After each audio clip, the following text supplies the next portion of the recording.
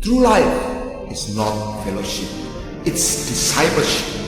It's not living, it's life. It's not religion, it's kingdom.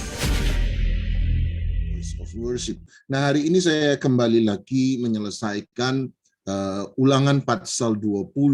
Ulangan pasal 20 ayat yang ke-5 sampai ayat yang ke-8. Ulangan 20 ayat 5 sampai 8. Kita belajar bahwa di sana ada yang namanya hukum perang, ada yang namanya hukum perang. Dan dalam hukum perang yang menariknya adalah ada aturan-aturan yang harus mereka kerjakan dan ada aturan-aturan yang harus tidak mereka kerjakan. Dan waktu kita membaca ayat 5 sampai ayat 8, saya katakan ada yang aneh di sana, sebab ada 4 jenis orang yang tidak diizinkan atau sebenarnya bisa dikatakan diizinkan untuk pulang, diizinkan untuk tidak berperang. Dan 4 jenis orang itu ayat 5 berkata, mereka yang sementara membangun rumah dan belum menyelesaikannya. Ayat yang ke-6 berkata, mereka yang diizinkan pulang adalah mereka yang sementara menabur kebun anggur dan belum mendapatkan hasilnya. Dan nomor 3 adalah mereka yang sementara bertunangan dengan seorang perempuan, tetapi belum menikahi perempuan itu. Nomor 4 pada ayat 8, mereka yang ada dalam ketakutan. Dari empat jenis orang yang diizinkan untuk tidak ikut dalam peperangan, maka orang keempatlah yang saya katakan paling masuk di akal sebenarnya.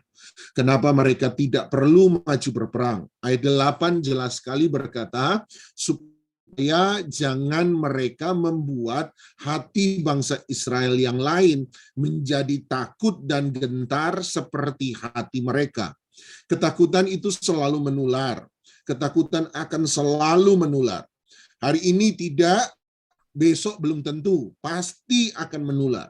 Sebab ketika orang takut, dia akan selalu mencoba membuat orang lain untuk menjadi takut sama seperti dia. Dia akan selalu menawarkan hati orang lain lewat tindakannya, lewat perkataannya, sehingga ketakutan itu akan selalu menular. Memasuki medan peperangan dalam keadaan takut, itu selalu membuat kita kalah sebelum berperang. Ketika Anda mencoba memasuki sesuatu dengan keadaan gentar, maka kita akan selalu kalah sebelum menyelesaikan dan melakukan apapun juga. Ketakutan membuat kita kalah sebelum berperang. Memasuki tahun 2023 dengan hati yang takut, dengan hati yang khawatir, maka walaupun baru dimulai, Anda sudah kalah sepanjang 2023. Kenapa? Sebab ketakutan membuat kita kalah sebelum berperang. Orang yang takut akan selalu penuh dengan alasan. Orang yang takut akan selalu penuh dengan alasan. Mereka akan memberi alasan demi alasan supaya mereka tidak melakukan sesuatu. Orang takut akan selalu penuh dengan alasan. Oleh sebab itu mereka diizinkan untuk tidak ikut berperang demi kepentingan orang banyak. Nah, yang kedua menurut saya ketakutan itu bisa dipahami, tetapi yang kedua yang menarik adalah 3 jenis orang yang pertama. Kenapa 3 jenis orang pertama ini diizinkan untuk pulang? Dan kita sudah membahas 2 yang pertama, mereka diizinkan pulang sebab pada ayat 5, ayat 6, dan ayat 7 alasannya jelas. Supaya jangan mereka mati dalam sebuah pertempuran. Jadi mereka diizinkan pulang sebab supaya mereka jangan mati lebih dahulu sebelum mereka menyelesaikan 3 hal ini. Itu sebabnya saya katakan jangan-jangan bahwa hukum perang ini berbicara tentang tujuan Tuhan menciptakan seseorang. Jangan mati lebih dulu sebelum kamu menyelesaikan 3 hal. Jangan kamu mati lebih dahulu sebelum kamu bisa melakukan 3 hal ini. Nomor 1 kita sudah bahas. Nomor 1 dia berkata rumah, menyelesaikan sebuah rumah. Rumah dalam Alkitab bicara tentang pribadi seseorang. Pribadi seseorang. 1 Korintus 6, 2 Korintus 6, bicara tentang tidak tahukah engkau bahwa tubuhmu adalah bait Allah. Kata bait berasal dari bahasa Arab. Dan bahasa Arab modern mengambilnya dari bahasa Ibrani kuno. Dan kata bait sebenarnya adalah kata yang persis digunakan untuk menggunakan kata rumah dalam Alkitab Perjanjian Lama. Dalam bahasa Ibrani, ketika dia berkata, sebelum kamu menyelesaikan rumah, kata rumah di sana, berkata menggunakan kata bait. Jadi dia mengingatkan Anda dan saya. Paulus mengingatkan kita bahwa kita adalah sebuah bait, sebuah rumah. Rumah untuk siapa? Rumah untuk diri sendiri? No, tetapi rumah untuk Tuhan. Berarti hidup kita adalah rumah. Dan kita harus menyelesaikan lebih dulu hidup kita. Jangan mati sebelum kamu dewasa dalam pribadimu. Jangan mati sebelum kamu dewasa dalam pemikiranmu. Jangan mati sebelum kamu menjadi dewasa dalam karaktermu. Jangan dulu mati. Sebab kalau kamu mati sebelum kamu menjadi dewasa dalam pribadimu, maka kamu gagal sebenarnya meraih tujuan Tuhan dalam kehidupanmu. Jadi nomor satu kita harus menjadi dewasa. Kata dewasa ini saya suka dalam Matius pasal 7 ayat 24. Matius 7 ayat 24, Tuhan Yesus berkata, orang yang bijaksana membangun rumahnya di atas batu. Kata orang yang bijaksana membangun rumahnya di atas batu. Jadi ketika kita membangun rumah hidup kita membangun karakter kita membangun pribadi kita, maka kita ini disebut bijaksana. Jadi kita ini disuruh menjadi dewasa, menjadi bijaksana, menjadi sempurna. Ingat Tuhan Yesus pernah berkata, sempurnalah kamu sama seperti Bapamu di surga adalah sempurna. Nah, kata sempurna di sana tidak bisa dipahami sebagai sempurnalah kamu berarti kamu tidak pernah buat salah. Kamu tidak pernah buat kegagalan. Kamu tidak pernah buat dosa. Tidak bisa. Manakah manusia yang tidak pernah berbuat salah? Manakah manusia yang tidak pernah berbuat dosa? Manakah manusia yang tidak pernah gagal dalam hidup ini? Kalau begitu, kenapa Tuhan Yesus berkata, sempurnalah kamu?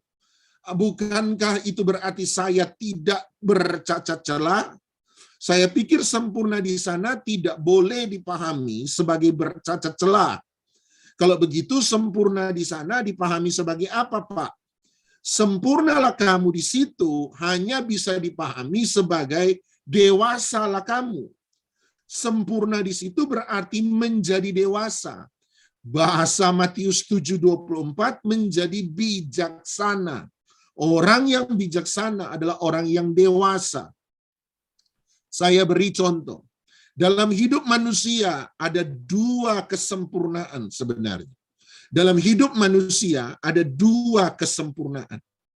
Waktu kita lahir, waktu kita lahir dari rahim ibu kita, kita lahir dalam keadaan telanjang.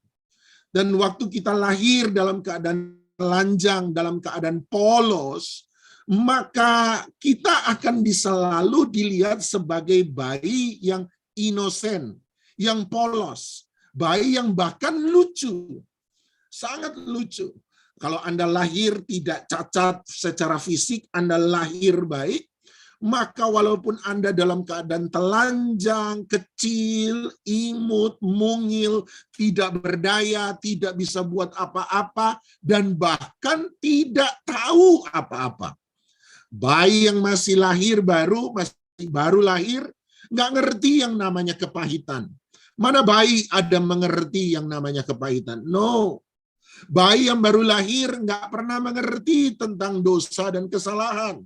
Mana bayi yang baru lahir sudah langsung berbuat salah dan dosa? Tidak. Mereka tidak mengerti sama sekali. Oleh sebab itu bayi yang baru lahir itu disebut sempurna. Tetapi sempurna dalam hal kepolosan. Dia sempurna dalam hal kepolosan. Sama seperti Adam dan Hawa belum jatuh dalam dosa, masih ada dalam keadaan telanjang, tidak menjadi malu satu sama lain. Sama bayi yang baru lahir, nggak ada pakaian. Masa keluar-keluar, mohon maaf ya, keluar-keluar menutupi auratnya dengan tangannya, malu, nggak ada bayi ngomong gitu.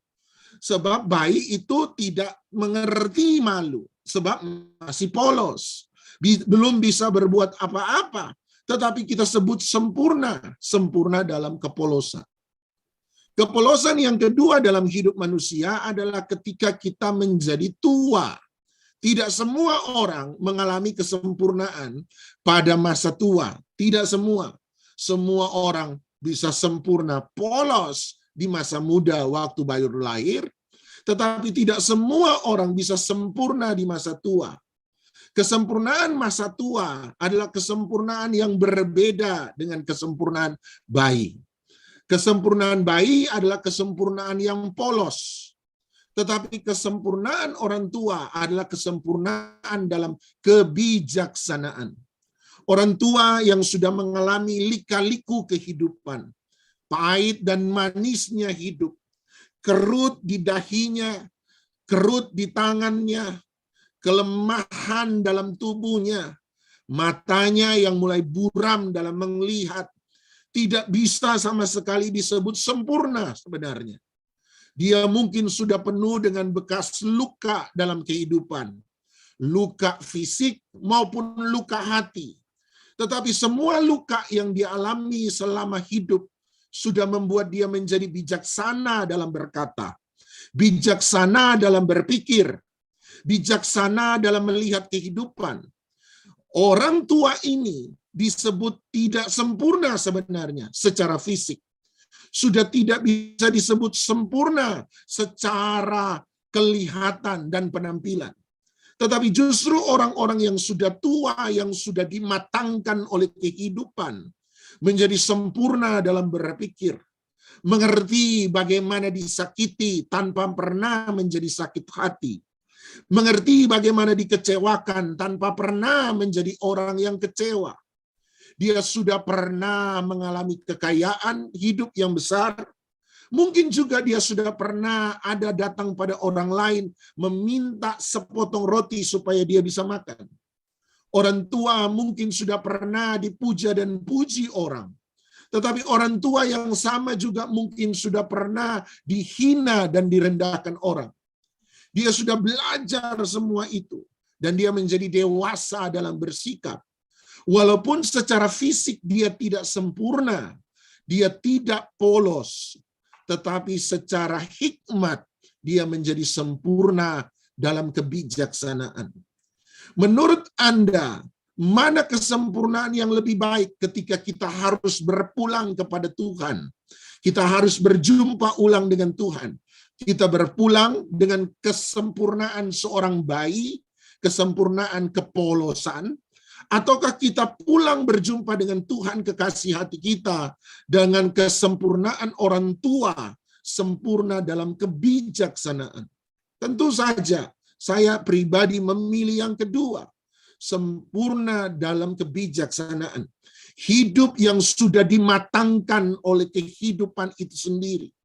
Hidup yang sudah melewati banyak tantangan, rintangan, peperangan, dan menjadi kuat di dalam tantangan, rintangan, dan persoalan tersebut. Hidup tidak membuat kita jadi bitter, menjadi pahit, tetapi hidup membuat kita menjadi better, menjadi baik. Itulah kesempurnaan menurut saya. Jadi nomor satu, dia menyuruh kita jangan dulu mati kalau kamu belum sempurna dalam pribadi. Sebab kalau kamu meninggal sebelum kamu sempurna dalam pribadi, maka kamu tidak berhasil meraih tujuan Tuhan dalam hidupmu. Nomor dua, dia bicara soal kebun anggur. Apa hubungannya kebun anggur dengan panggilan hidup seseorang? Saya percaya, dan kita sudah bahas bahwa kebun anggur bicara soal kemurahan hati. Bagaimana hidup ini menjadi meaningful, menjadi hidup yang bermakna, hidup yang memberi dampak, hidup yang berarti bagi orang lain, hidup yang memberi nilai bagi orang lain. Kalau Anda sudah dewasa dalam pribadi, Anda belajar untuk bertumbuh dalam karakter, maka yang kedua, Anda harus belajar menjadi dewasa dalam kemurahan hati. Itu sebabnya Tuhan Yesus berkata, kasihilah dirimu sendiri, baru kemudian kamu bisa mengasihi orang lain. Sebab kita akan selalu memperlakukan orang lain seperti kita memperlakukan diri kita sendiri. Kalau Anda keras dengan orang lain, maka Anda akan kalau Anda keras dengan diri sendiri, maka Anda akan keras dengan orang lain. Kalau Anda murah hati dengan diri sendiri, maka Anda juga akan murah hati dengan orang lain. Kalau Anda mau membuat hidupmu berarti, maka Anda akan membuat hidup orang lain juga menjadi berarti. Bagaimana kita memperlakukan diri kita, sedemikian pula kita akan memperlakukan orang lain. Oleh sebab itu, jadilah dewasa dalam diri.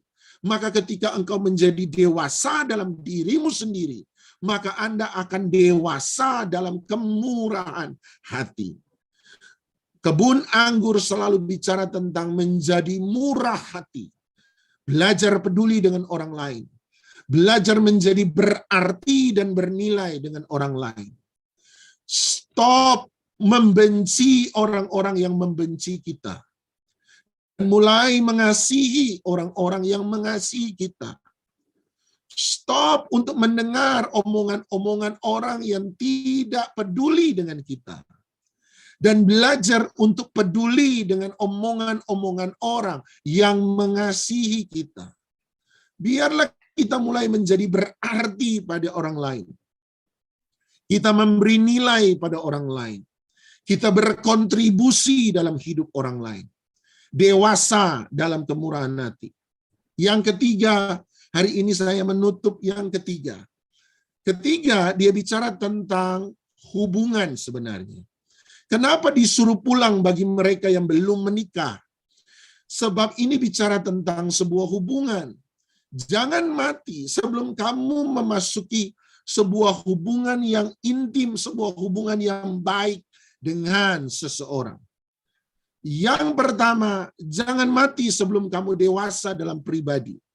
Yang kedua, jangan mati sebelum kamu dewasa dalam kemurahan hati.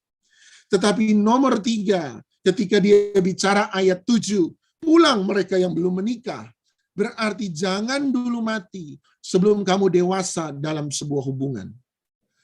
Menarik, menurut saya, berarti hubungan ditaruh di nomor 3, sebab hubungan kita hanya menjadi baik kalau kita dewasa lebih dulu dalam pribadi dan kita lebih dulu dewasa dalam kemurahan hati. Menurut saya, jangan-jangan hubungan ditaruh terakhir, nomor 3, sebab kita hanya bisa berhubungan dengan baik dengan seseorang kalau kita melakukan nomor 1 dan nomor 2. Apa itu nomor 1 dan nomor 2? Dewasa dalam pribadi dan dewasa dalam murah hati. Orang yang bisa punya hubungan yang baik, kalau hubungan dengan dirinya sendiri itu sehat.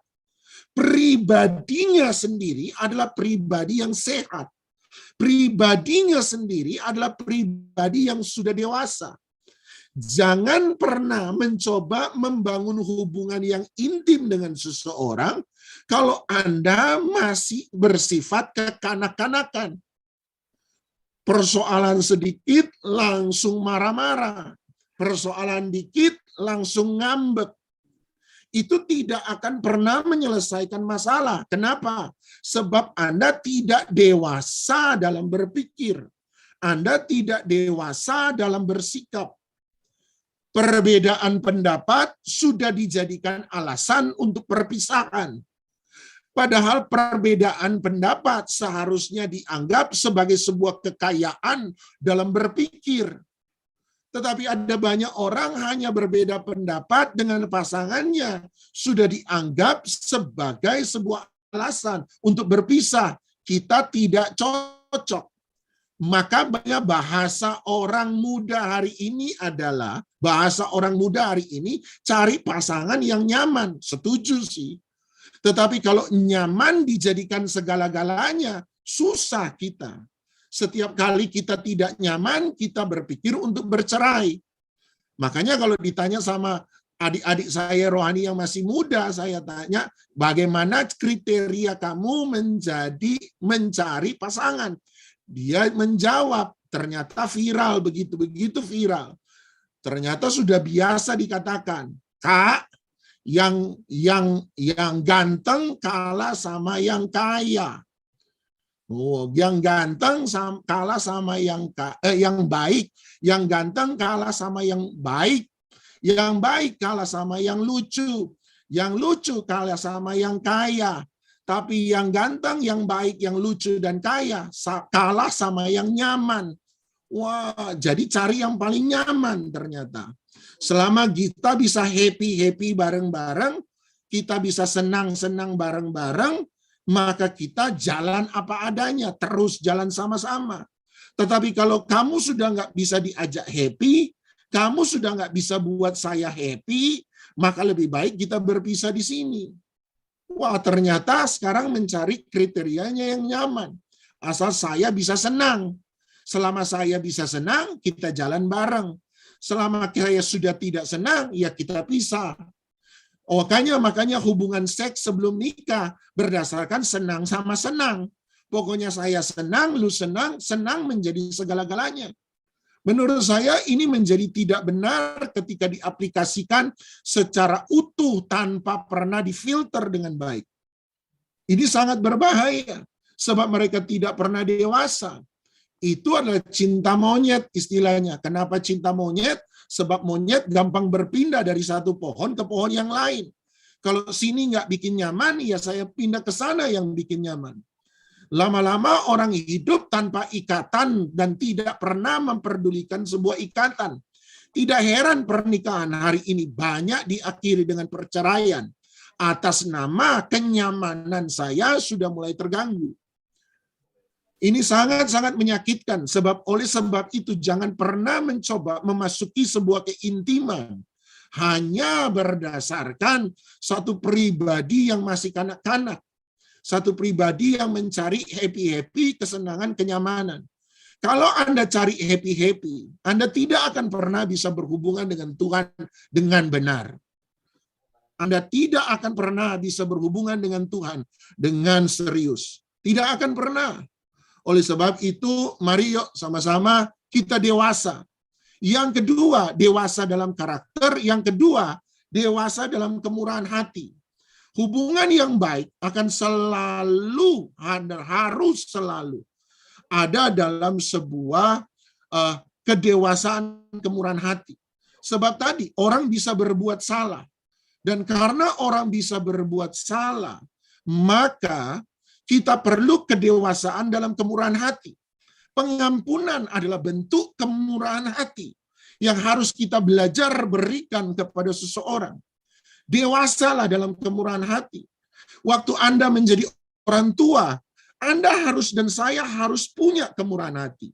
Kesabaran terhadap anak-anak kita yang seringkali masih bodoh menurut kita. Sudah dibilangin 1-2 kali, kok nggak ngerti. Saya awal-awal punya anak, banyak orang bilang, Pak Doni sabar. Saya hari itu menemukan bahwa saya ternyata tidak sabar. Dan saya harus belajar sabar dengan anak saya. Dibilangin 2-3 kali, nggak mau tahu. Kalau jemaat, saya udah nggak peduli sudah. 2-3 kali diomongin, nggak mau dengar, ya udah. Tetapi tidak dengan anak. Waktu saya berurusan dengan anak saya, diomongin 2-3 kali, nggak nyantol, tetap nggak nyantol. Harus dibilangin lagi, nggak nyantol juga, dibilangin lagi. Perlu waktu yang panjang dan lama. itulah coki-coki memang berurusan dengan anak. Tetapi disitulah saya harus belajar arti kesabaran, kemurahan hati.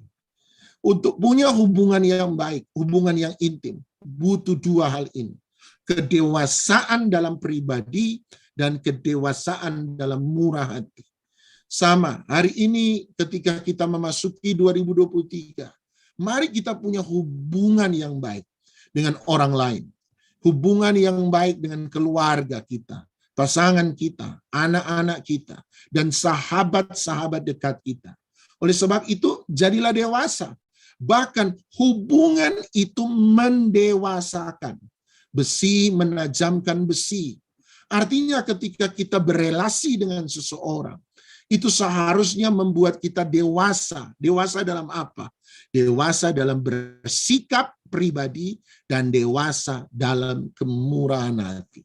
Pengampunan, kedewasaan dalam murah hati. Kesabaran, kedewasaan dalam murah hati. Mari dan saya hendak memperkenalkan Anda pada satu jenis hubungan, yaitu hubungan dengan Tuhan. Hubungan dengan Tuhan adalah hubungan yang mendewasakan kita. Kalau kita ngaku kita worshiper, kita penyembah, tiap pagi kita nyembah, morning worship, tetapi hidup kita tidak jadi lebih baik. Pemikiran kita tidak jadi lebih baik. Kesabaran kita tidak jadi lebih baik. Kemurahan hati kita tidak jadi lebih baik. Kita tidak lebih bisa mengampuni daripada sebelumnya. Bukankah orang akan mempertanyakan hubungan kita dengan Tuhan? Kenapa kita berhubungan dengan Tuhan tetapi hidup kita tidak pernah berubah menjadi lebih baik? Ingat sekali lagi, kita ada dengan Tuhan supaya kita menjalani kehidupan bukan jadi bitter tetapi menjadi better. Bukan menjadi pahit tetapi menjadi lebih baik. Hidup orang benar harus jadi lebih baik hari lepas hari. Saya percaya 2023 akan jadi lebih baik daripada 2022. Dan saya percaya tahun yang akan datang 2024 dan seterusnya akan lebih baik daripada 2023. Saya percaya penyertaan Tuhan hari ini lebih baik daripada kemarin. Dan penyertaan Tuhan hari besok akan lebih baik daripada hari ini. Saya percaya kedewasaan rohani kita hari ini lebih baik daripada kemarin. Dan kedewasaan rohani kita hari besok akan lebih baik daripada hari ini.